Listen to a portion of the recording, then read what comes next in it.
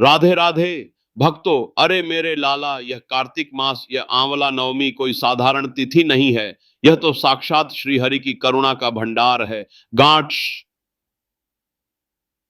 गांठ बांधो, यह आंवले का वृक्ष धात्री साक्षात अक्षय पुण्य का स्वरूप है। सुनो, जो जीव इस दुर्लभ दिन पर उस धात्री वृक्ष के नीचे बैठकर अपने हर श्वास में केवल राधा राधा राधा नाम का दीप जलाता है ना, उसकी किस्मत रातों रात नहीं बदलती। अरे, उसकी तो जन्मों जन्मांतरों की रूठी हुई प्रियाजू सन्नास तो बाप ये स्वयं उस पर ऐसी करुणा बरसाती हैं कि अनगिनत पाप कर्मों से का क्षय हो जाता है और मोक्ष का द्वार सहज ही खुल जाता है। कि ये ये तम ओके, क्योंकि यह दीप, यह वृक्ष सब निमित्त मात्र हैं। असली सामर्थ्य तो तुम्हारे निर्मल नाम जप और सच्ची शरणागति का है।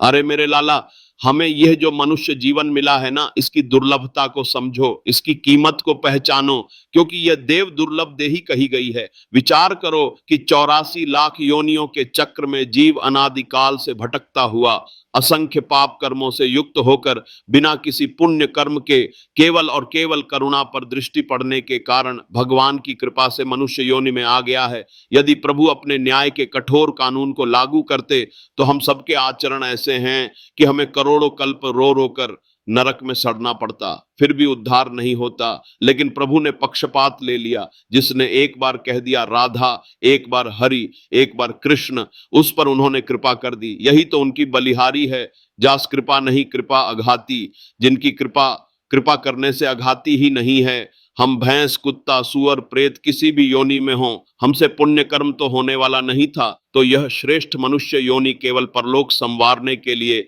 अनगिनत जन्मों के कर्मों को भगवान नाम जप से, तपस्या से, शास्त्र स्वाध्याय से नष्ट करके भगवत प्राप्ति करने के लिए मिली है। इसीलिए हमें यह विचार करना चाहिए कि अगर इस मनुष्य जीवन में भजन न हो, भगवत चिंतन न हो, तो बताओ कौन सी श्रेष्ठ बात है। अगर वही मैथुन, वही आहार, वही निद्रा, वही सांसारिक भोग भोगने हैं, तो हम पशु पक्षियों से किस प्रकार श्रेष्ठ हुए। जो सुख हम अपने परिवार में गृहस्थ धर्म का भोग करके लेते हैं, पशु पक्षी भी वैसे ही सुख का अनुभव अपने आहार और मैथुन में करते हैं। हमें अपने बच्चों से जितना प्यार है, उतना ही प्यार पशुओं को भी होता है। हम गद्दे में सोते हैं, वो कीचड़ में मस्त पैर फैलाकर सोता है। अंतर केवल इतना रह जाता है कि पशु वह दिव्य साधना नहीं कर सकते, वह भगवान का भजन नहीं कर सकते, और यही दिव्य साधना ही इस साधन धाम को मोक्ष का द्वार बनाती है। अन्यथा हम पशुओं से रत्ती भर भी श्रेष्ठ नहीं। यह देह तो पंचभूतों से बना है, यह जड़ है, जैसे दीवाल जड़ है, यह शरीर भी जड़ है। चैतन्य तो आत्म तत्व है, वही ईश्वर का अंश है। यह सच्चा ज्ञान है, क्योंकि भगवान ने स्वयं गीता में कहा है, ममय वांशो जीवलोके जीवभूतः सनातन। हम तो भगवान के शाश्वत सनातन अंश हैं। लेकिन समस्या क्या है मेरे लाला? समस्या यह है कि बद्ध जीवन के कारण हम प्रकृति में स्थित मनःषष्ठानि इंद्रियाणि को आकर्षित करते हैं, उन्हें अपना मान लेते हैं, और यही मैं और मेरा का भाव ही बंधन है। यह बंधन जन्म जन्मांतर तक साथ रहेगा। इसीलिए इस संसार में जीव बना हुआ आत्मा संघर्ष कर रहा है।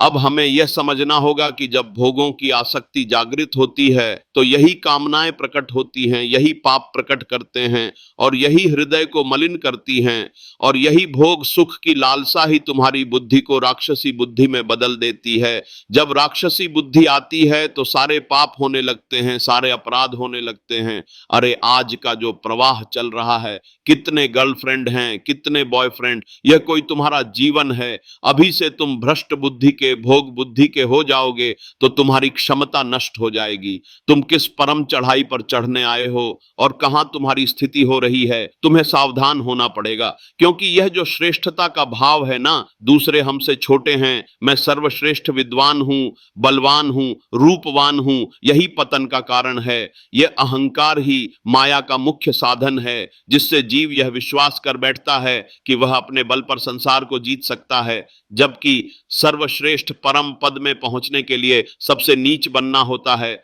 तृणादपि सुनीचे। ज्ञानी आत्मा स्वरूप से सर्वश्रेष्ठ होता है, पर भक्त सबको अपना आराध्य देव मान करके सबके चरणों में झुक करके परम पद में आरूढ़ हो जाता है। यही माया का दुर्जय चक्र है, जिसे भगवान ने भी कहा है, दैवी हेषा गुणमयी मम माया दुरत्यया। यह अलौकिक 3 गुणों वाली मेरी माया बड़ी दुस्तर है।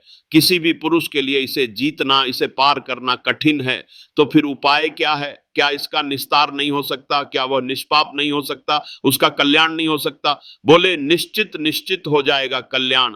इसका निस्तार है केवल भगवान की शरणागति में। भगवान कहते हैं, मामेव ये प्रपद्यन्ते माया मेतां तरन्ति ते। जो केवल मुझको ही निरंतर भजते हैं, मेरी शरण लेते हैं, वे इस दुस्तर माया को उल्लंघन कर जाते हैं, संसार से तर जाते हैं। यह शरणागति ही निर्भय निश्चिंत निशोक स्थान है। शरणागति का अर्थ है, प्रभु के सिवा मेरा कोई कल्याण नहीं कर सकता। हे नाथ, मैं आपकी शरण में हूं। कि ये बात ऐसी जोर की है कि भगवान स्वयं आदेश करते हैं, अपि चेत सुदुराचारो भजते माम अनन्य भाग साधुरेव समंतव्य। भारी पापाचरण करने वाला भी यदि मेरी अनन्य शरण में आ जाए तो मैं उसे धर्मात्मा बना दूंगा, उसे महात्मा मानो, क्योंकि मेरी आज्ञा है, करो श्रद्धते साधु समाना। जैसे राष्ट्रपति माफ कर देते हैं तो सब जज का न्याय एक तरफ रह जाता है, वैसे ही कृपा सब कर्मों को ध्वस्त कर देती है। यह समर्पण और अपनापन आता कहां से है? यह आता है सत्संग से। सत्संग ही सब संघों का त्याग कराकर एकमात्र भगवत आसक्ति से युक्त कर देता है। सर्व संगोपम सत्संग। भगवान कहते हैं, व्रत यज्ञ धर्म तीर्थ यम नियम, मैं इनसे वश में नहीं होता जैसा मैं सत्संग से वश में होता हूं, क्योंकि सत्संग सब आश्रयों का त्याग करवाकर एकमात्र भगवान का निश्चिंत आश्रय दे देता है। अब यह जो तुम्हें सत्संग मिल रहा है ना, ये बड़े भाग्य से मिल रहा है। उन्होंने तुम्हें बुलाने के लिए ही सुनवाया है। इसे अंदर बैठा लो। अब जो कुछ भी है सब प्रियाजू का है। अरे, सच्चे प्रेम और समर्पण से ही हम भगवान के नजदीक जाते हैं। अब सुनो मेरे लाला, हमें अपनी साधना में उकताया हुआ स्वभाव नहीं रखना है, न जल्दीबाजी करनी है। धीरे धीरे सब ठीक हो जाएगा। भजन को पकड़ो। भजन ही हमारी साधन वृत्ति है और भजन ही हमारी सिद्धावस्था है। ये समझो कि भजन का फल भजन ही है। नाम ना छूटे श्री राधा वल्लभ लाल। रोज 10 मिनट, बस 10 मिनट हमें दे दो। राधा राधा राधा, या जो नाम तुम्हें प्रिय लगे, यह तुम्हारे लिए बहुत मंगलकारक हो जाएगा। उल्टा नाम झपत जग जाना। वाल्मीकि भय ब्रह्म समाना नहीं कहा जाता। नाम में इतनी सामर्थ्य है कि वह अद्भुत तेज, अद्भुत प्रभाव प्रकट कर देता है। बस अंदर की बात है, दृढ़ भरोसा अपने इष्ट देव का। यही जीत है। माया पर विजय प्राप्त कर लिए। और यह जो समय चल रहा है ना, यह कार्तिक मास है। ब्रह्मा जी कहते हैं, कार्तिक मास के समान कोई मास नहीं, गंगा के समान कोई तीर्थ नहीं, और अन्नदान के समान कोई दान नहीं है। यह सबसे पवित्र महीना है, जो भक्ति, स्नान, दान और व्रत से जीवन को सफल और पवित्र बनाता है। लेकिन यह याद रखो कि कार्तिक में अगर तुम कुछ अच्छा करके शुभ फल लेना चाहते हो तो तुम्हें कड़वे वचन, झूठे बोल, ईश्वर द्वेष, गुरु, स्त्री, महात्मा, देवता, ब्राह्मण आदि की निंदा से बचना चाहिए। नहीं तो पूरा का पूरा फल खो दोगे। इस मास के अंत में आने वाले भीष्म पंचक, जिसे गांवों में पचविका कहते हैं, का व्रत बड़ा कठिन है लेकिन आनंद देने वाला है। इसका महात्म्य सुनने मात्र से ही धन, धान्य, यश, पुत्र, आयु और आरोग्यता की प्राप्ति हो जाती है। इसी कार्तिक मास में कार्तिक शुक्ल पक्ष की नवमी तिथि को आमवला नवमी, जिसे अक्षय नवमी भी कहते हैं, मनाई जाती है। अक्षय का अर्थ है जो कभी क्षय न हो, जो कभी नष्ट न हो। शास्त्रों में कहा गया है कि इस दिन किया गया कोई भी पुण्य कार्य, व्रत, जप या दान जन्मों जन्मों तक फल देता है। यह सबसे श्रेष्ठ दिन है, क्योंकि यह पुण्य कभी नष्ट नहीं होता। यही अक्षय पुण्य है जो जीव को अनगिनत पाप कर्मों से मुक्त करता है। यह दिन इतना महत्वपूर्ण क्यों है? क्योंकि आंवला वृक्ष को अमृत फल कहा जाता है। स्कंद पुराण कहता है कि आदि सृष्टि के समय जब ब्रह्मा जी ध्यान मग्न थे तो उनके प्रेमाश्रु से इस आंवले के वृक्ष की उत्पत्ति हुई थी।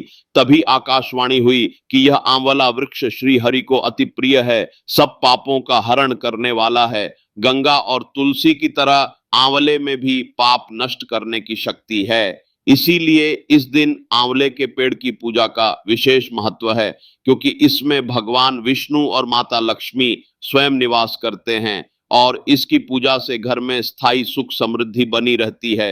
एक कथा है कि इसी अक्षय नवमी के दिन आदि गुरु शंकराचार्य ने मां लक्ष्मी की स्तुति करके कनकधारा स्तोत्र रचा था, जिससे एक निर्धन स्त्री के घर स्वर्ण आंवलों की वर्षा हुई और उसकी दरिद्रता दूर हुई थी।